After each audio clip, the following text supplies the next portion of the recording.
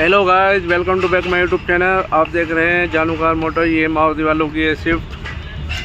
हम इसका running board तैयार करेंगे। ये रनिंग बोर्ड है, इसमें डेंट पड़ा हुआ है। ये देखिए गाइस, ये रखा है हमारा डेंट निकालने का पुला। हम आपको दिखाते हैं कि हम डेंट किस तरीके से निकालेंगे।